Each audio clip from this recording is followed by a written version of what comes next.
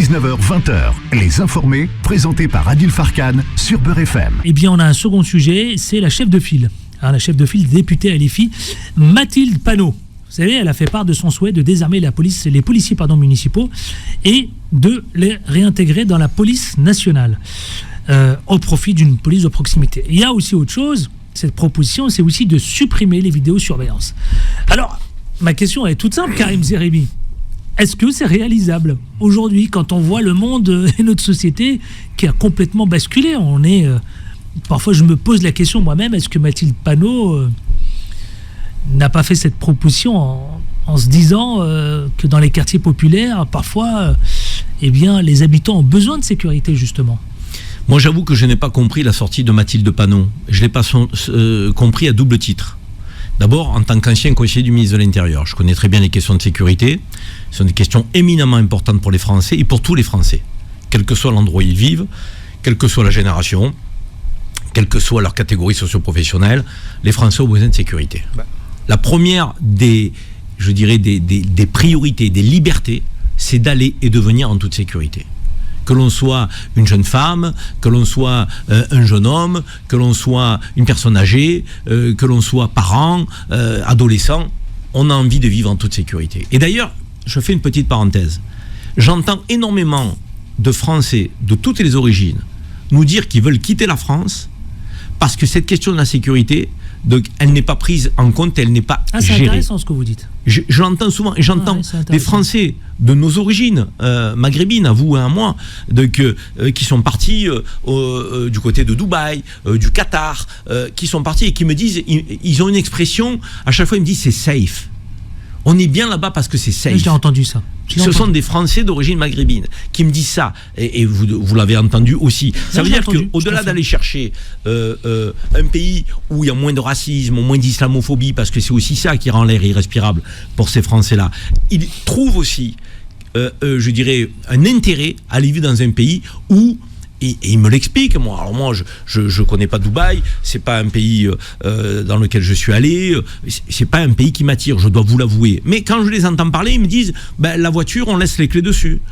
La maison, on la ferme pas quand on part. Et pareil pour le Qatar. Pour le Qatar, je connais un peu mieux le Qatar, je suis à la Doha, et puis j'ai de la famille qui vit là-bas. Et ils font remonter cette réalité-là. Donc, quand on revient à la France, parce que j'ai été conseiller du ministre de l'Intérieur, je sais ce que représentent les questions de sécurité. Et parce que je suis en prise avec le réel, je sais aussi que dans notre société française, il y a énormément d'irrespect, d'incivilité et d'insécurité, avec des comportements violents, de plus en plus violents.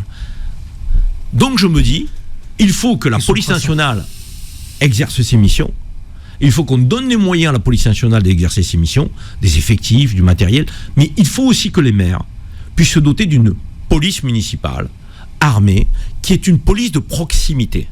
Et là, j'insiste là-dessus.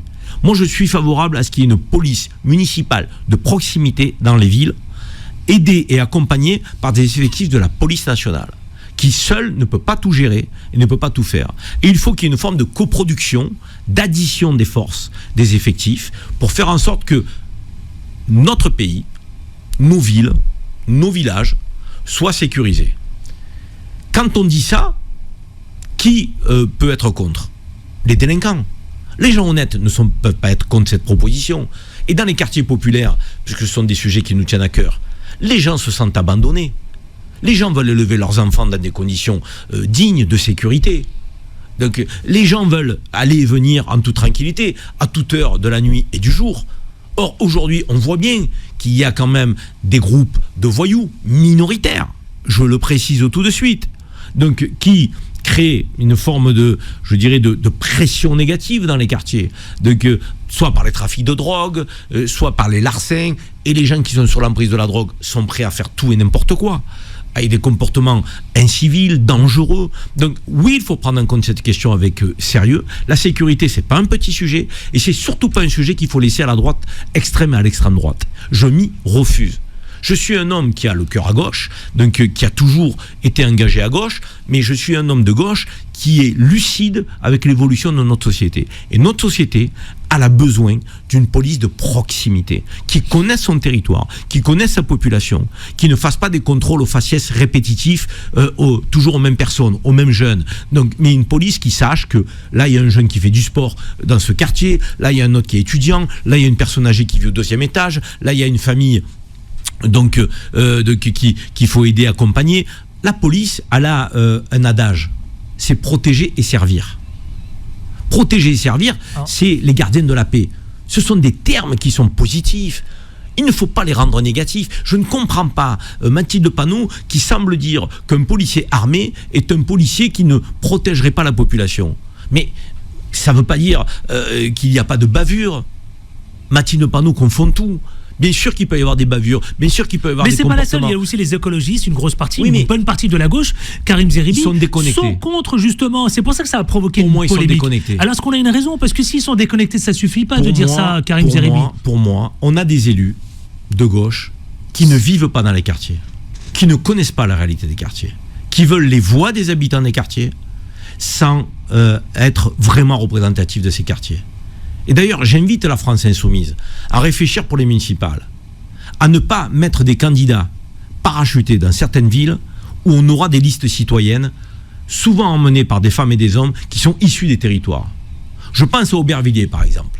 Je connais un peu Aubervilliers, je me suis un peu intéressé à la question, j'ai beaucoup d'amis qui vivent à Aubervilliers. Aubervilliers, il y a une candidate, donc d'origine algérienne, mais peu importe. Aubervilliers, c'est le 93, aux portes de Paris. C'est le 93. Pour nos auditeurs qui nous écoutent partout en France. Qui va s'engager sur une liste citoyenne soutenue par les écologistes, ce qui est très bien.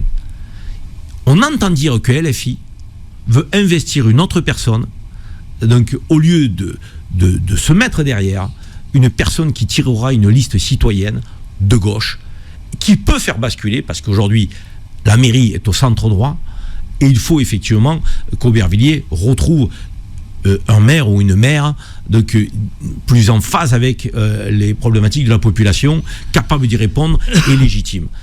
Quand LFI fait ça, je ne comprends pas ce parti. Ce parti, finalement, qui donne le sentiment d'être l'avocat donc des gens qui sont pointés du doigt, qui défendent des causes justes, la Palestine, qui luttent contre l'islamophobie, qui luttent contre les discriminations, qui luttent pour plus de pouvoir d'achat. Je pense que LFI doit aller jusqu'au bout. LFI doit faire monter une génération de femmes et d'hommes à l'image de la France d'aujourd'hui. Et arrêter de parachuter des gens pour les législatives, pour les municipales, qui n'ont aucune audience, qui n'ont pas de légitimité, mais comme ils sont dans la ligne du parti en totalité et qui sont de bons soldats, on va le dire comme ça, ben alors on va leur donner l'étiquette. Ça n'est pas sain. Je pense que ce qui serait sain, c'est que LFI soit sincère jusqu'au bout. Et n'utilise pas simplement les habitants des quartiers que pour aller chercher des voix. Il faut aussi aller dans les quartiers pour aller chercher de nouveaux élus. Des élus à l'image de la France d'aujourd'hui. Des élus, il y en a qui sont compétents, qui ont du charisme, donc qui ont des choses à dire, qui ont des combats à mener. Il faut leur faire confiance. Et je trouve que LFI ne le fait pas assez. C'est le reproche que j'ai envie de leur faire ce soir à notre antenne. J'espère qu'ils l'entendront, parce que c'est important. Parce qu'il n'y a pas énormément de partis qui peuvent faire ce travail-là, faire monter une nouvelle génération d'élus. LFI a le devoir de le faire. Et j'en terminerai par là, sur la question de la sécurité, ça ne doit pas être un tabou. C'est pas parce qu'on est des quartiers ou qu'on est de gauche qu'on ne doit pas parler de sécurité. La sécurité, encore une fois, c'est la première des libertés. Et la sécurité, l'immense majorité des habitants des quartiers qui sont des gens honnêtes ont besoin de sécurité, ont besoin d'être tranquilles, ont besoin de savoir que leurs enfants, lorsque ils sont en bas dans l'espace de jeu du quartier, qu'ils puissent être tranquilles, sereins. Parce qu'il y a, je dirais, des femmes et des hommes qui porteront aussi cet uniforme républicain qui définira des règles, des interdits, qui mettra des limites, qui posera un cadre. Encore une fois, un policier armé, c'est pas un policier qui utilise son arme pour tirer sur tout ce qui bouge. Moi, j'étais au ministère de l'Intérieur, je parlais avec des policiers qui m'expliquaient que durant toute une carrière, certains n'ont jamais sorti leur arme. L'arme d'un policier a plus une vocation dissuasive, donc qu'une vocation qui consiste à agresser. Alors après, je ne dis pas qu'il n'y a pas des brebis galeuses, qu'il n'y a pas des bavures. Il y en a, comme dans toutes les corporations. Et il faut lutter contre, il faut être intransigeant. Mais l'immense majorité n'ont pas envie de jouer au cow-boy. L'immense majorité font un métier difficile, souvent mal payé, dans des conditions extrêmement aujourd'hui sensibles. Donc moi je suis plus pour aider la police à reconnecter la relation avec les quartiers, la jeunesse, pour que les choses se passent avec plus de sérénité, plus de confiance, plus de respect mutuel, plutôt que de montrer du doigt les policiers en donnant le sentiment qu'il faut les désarmer, qu'il n'en faut pas. Non, je suis désolé. Il faut être en prise avec le réel. On est dans une société malheureusement de plus en plus violente. Je l'ai dit tout à l'heure. Il y en a qui quittent la France parce qu'ils estiment effectivement que notre pays n'a pas réglé ses problèmes de fond. Et les problèmes de fond de la France aujourd'hui, ils sont de 3 ordres. J'en terminerai par là. Le pouvoir d'achat, savoir pourquoi on se lève le matin. La France, les salaires sont trop bas, donc notamment pour les ouvriers, pour les employés, donc et pour les agents de maîtrise. Donc il faut que les salaires augmentent. Tout travail mérite salaire. Il faut redonner du sens à cet adage. Le deuxième sujet, c'est l'éducation. Il faut renforcer l'éducation, les services publics, l'hôpital, la santé, l'école. Donc il faut renforcer. Et troisième sujet, c'est la sécurité. Si on a un politique qui répond à ces 3 sujets, les Français ne se monteront pas les uns contre les autres. Les Français feront corps. Parce que la plupart des Français veulent gagner bien leur vie, élever leurs enfants dans de bonnes conditions, avoir des services publics qui fonctionnent et vivre en toute sécurité. 19h-20h, les informés, présentés par Adil Farkan sur Beurre FM.